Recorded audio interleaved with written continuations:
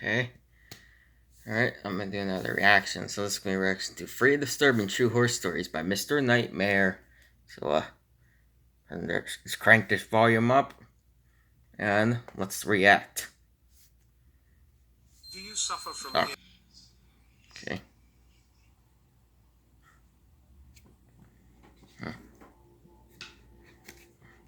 Michael Welch. I had the one bedroom in the house. Welch Fruit Snacks.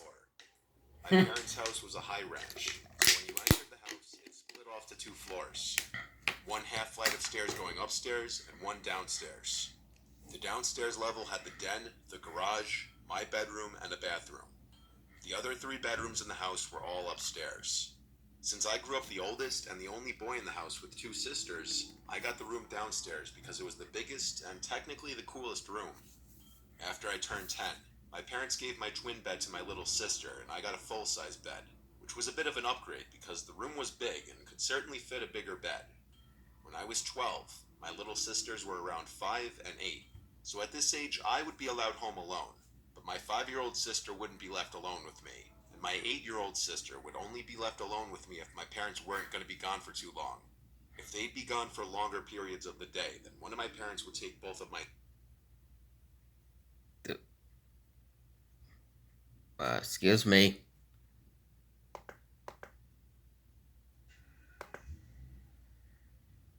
sisters. For this short period of time, Okay. 3 nights in a row. Maybe a little Alright, there more. we go. I was waking up in the middle of the night for no reason, and I'd have trouble falling back asleep. Considering I was 12 years old, I knew I shouldn't have been having sleeping problems at that age. I was sleeping with the fan on next to my bed because it was a hot couple of days in the middle of the summer, so I wasn't sure what it... That's kind of me. I have pretty much either like a fan or an air conditioner on every night because for some reason I can't sleep when there's like just silence stuff. I mean, I can't sleep with like loud noises either. So I have like a fan or an air conditioner on. What exactly was waking me up, considering It's been like that ever since I was a kid, so yeah. One of these nights, I got up after waking up to refill my glass of water. I went to the bathroom right outside my bedroom, and as I was filling it up, I thought I heard something come from inside my room. I turned off the faucet and then listened, but now there was nothing, just the sound of the fan. I walked to the doorway in my bedroom. I couldn't tell what it was, but something was creeping me out about my room now. I went upstairs to the living room and decided to sleep on the couch that night. I fell asleep eventually, but that same night, again, I woke up, this time to noises from the kitchen. I saw the glow of the light from the fridge and the sounds of someone rummaging through it. The way that floor was set up had the kitchen out of view from the couch in the living room. I couldn't see who was there. I heard the fridge door eventually shut, then footsteps walk away and downstairs. I was drowsy, and so I went back to sleep.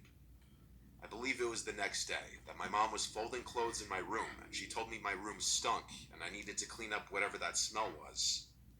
I ignored her because I really didn't smell anything. I wish I didn't ignore her, though. That night, our dad put the air conditioning on because it was simply too hot. After we all watched a movie as a family, everyone started getting ready for bed. I went to my room and played video games for a little while before getting sleepy. By that time, I turned off the TV and console and rolled on my side to go to sleep like I always did. Tonight I didn't have the fan on because the air conditioning was on, so there was just the sound of the air blowing out from the vents in the ceiling. I fell asleep, but once again I woke up not long after. I didn't know what the sound I heard was. All I heard was the vent fan blowing air. Then when it stopped blowing air, the room was silent. I heard something. Breathing. But it wasn't my breathing, though. I looked around the room. The closet door was shut, so there was no way it was coming from there. Part of my childlike innocence probably under your bed. my younger sister playing a prank. I got on the floor and looked the one place I could think to look. Under the bed. Yep. I lifted the little piece of cloth that dangles at the bottom of the bed, and there was a very large person laying underneath my bed on a pile of blankets. Their head was facing me, but their eyes were closed. I fell backwards and basically crab walked out of the room, screaming, "Dad!" I heard my parents' door swing open and my parents yelling in concern. I pointed into my room and said, "Under the bed." My dad went and pulled out this very large, dirty-looking man. I remember my dad quite easily physically forcing the man outside as my mom Dang, called man. 911. I'm sure he went to jail for a while.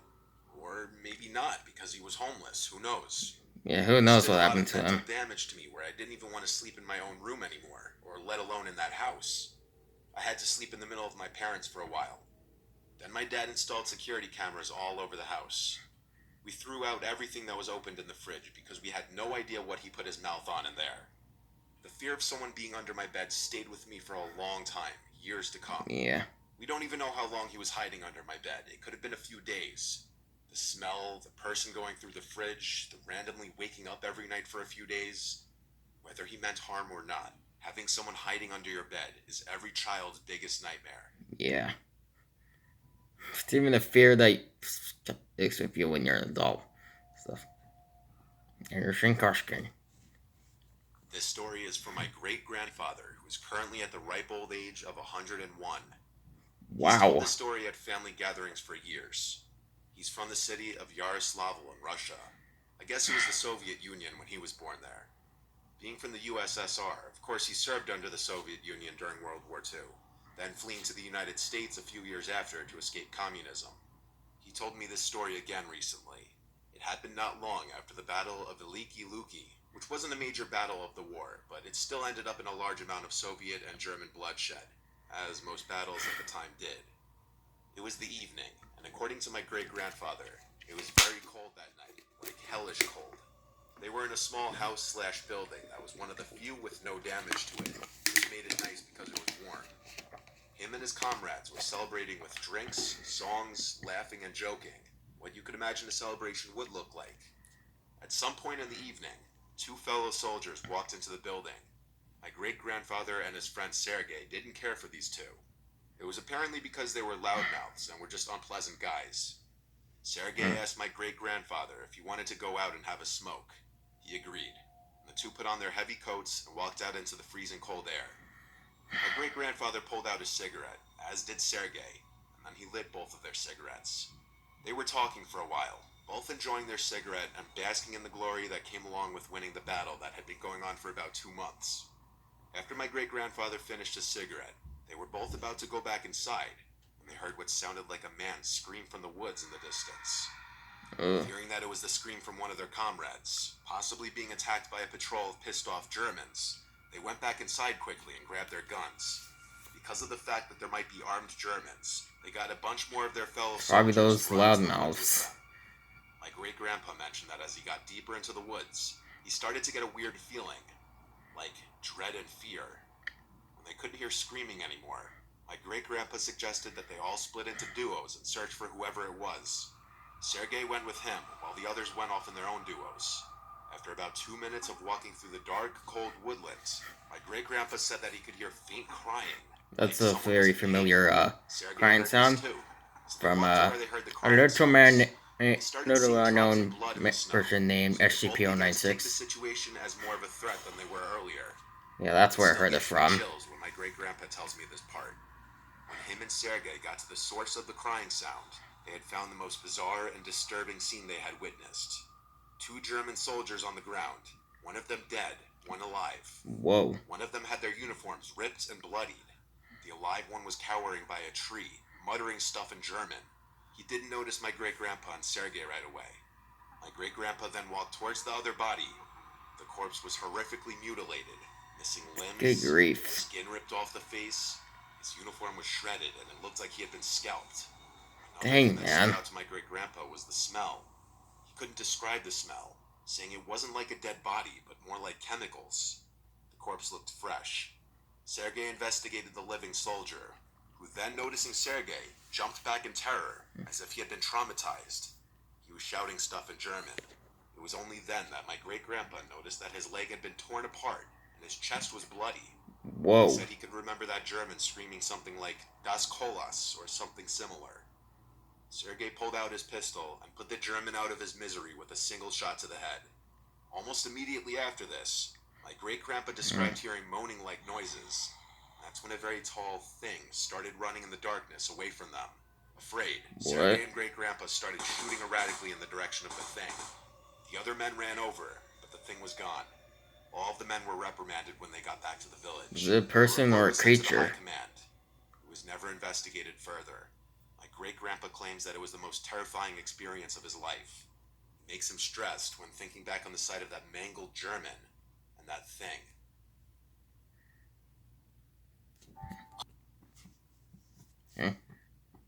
Anonymous something. This happened when my fiancée Morgan and I just moved into our house together in a quiet little town. We still live in this house. It's a modest, cute little house, perfect for us and a couple of kids, if and when we decide to have. We met one of the neighbors right off the bat.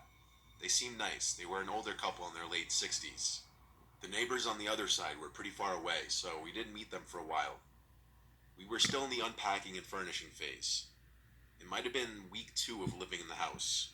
We were exhausted by every night, having to work our jobs and then also setting up the house and unloading. Morgan was cooking pasta in the kitchen. I was sitting at the table talking to her while on my laptop shopping for area rugs. It was a little stuffy in the house, so I was Every going to time I slide watch over the back these door. But as I story got time to it, videos, I always I looked picture in into my the head backyard and what it noticed would have someone been sitting in like, one of the pretty chairs. much. He was kind of hunched over with his head down. When I say I almost shit myself when I saw it, I'm not kidding. I whispered Morgan's name and said, "Don't scream. There's a man in the yard." She walked over to look outside and gasped. She grabbed me and kind of hid behind me and said, "Go say something." "No, wait, don't." Truth be told, I myself didn't know if I should go out there or not. I'm not the biggest man, to be honest, and even though this guy had his back to us and was sitting down, he looked like he was bigger than me. Morgan suggested I knock on the glass and yell at him to leave. I didn't want to do it though, I was scared. The backyard is huge, but right outside the backyard door is a patio with the leftover furniture. The lights in the yard weren't on. I just saw him through the interior lights shining through the glass door, which meant he had to know we were in here. I said fuck it, knocked on the glass and yelled, "Hey, you need to get off our property." The man turned around and looked at me. He then got up with this half smile, almost like he was laughing. He looked 50. He had a really long gray beard and tattoos down to his wrists. He walked up to the Is he a glass. creeper? I made sure the door was locked. He stood on the other side of the glass door and shifted his gaze to Morgan. He started licking his lips and saying vile shit. I yelled, Oh, "All right, goodness. I'm calling the police." I closed the sliding blind to get him out of our faces. I called 911 and told the operator to please hurry and send police to our house. I could still hear the man on the other side of the door, now speaking at a very high volume, almost yelling, still saying disgusting things about Morgan. I Good put the phone to the grief. glass so the operator could hear it. He made me stay on the phone until police would show up. Eventually it went quiet outside, so I took a peek out the glass and the guy was gone. Still, I couldn't wait for police to arrive.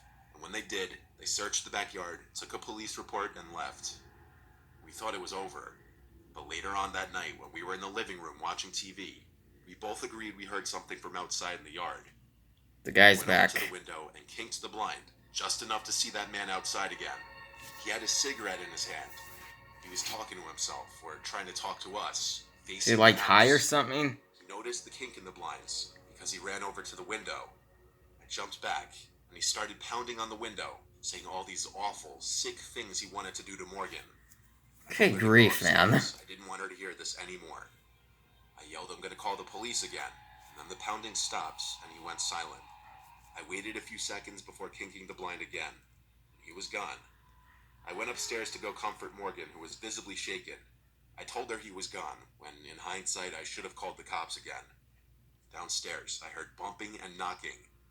I went halfway down the stairs, and heard bumps on the back door, and the doorknob twisting and turning. He was trying to get into the house. I grabbed the phone in the kitchen and called 911 again, once again begging the operator to send police now. This time, the police arrived a lot quicker, and I didn't alert the man outside that they were coming. But Good. unfortunately, by the time they showed up, that man disappeared again. It's very Again. likely he just ran off into the trees deep in the backyard. He didn't come back again that night. The next day, we went around knocking on neighbors' doors, both introducing ourselves to those we hadn't met yet and asking them if they knew anyone matching the description of that man. What we found out was disturbing. A few doors down from us knew that man. He was known for beating his ex-wife and having a drinking and drug problem. And Good generally grief. disregarded as very dangerous. He lived around the block from us in a small, run-down house. That's the scariest part. We reported him to the police, but since we didn't have him on video, we couldn't press charges. We don't know if he still lives there because we haven't heard from or seen him in a long time. I hope it stays that way. Well, hopefully he actually got arrested and stuff, so... Yeah.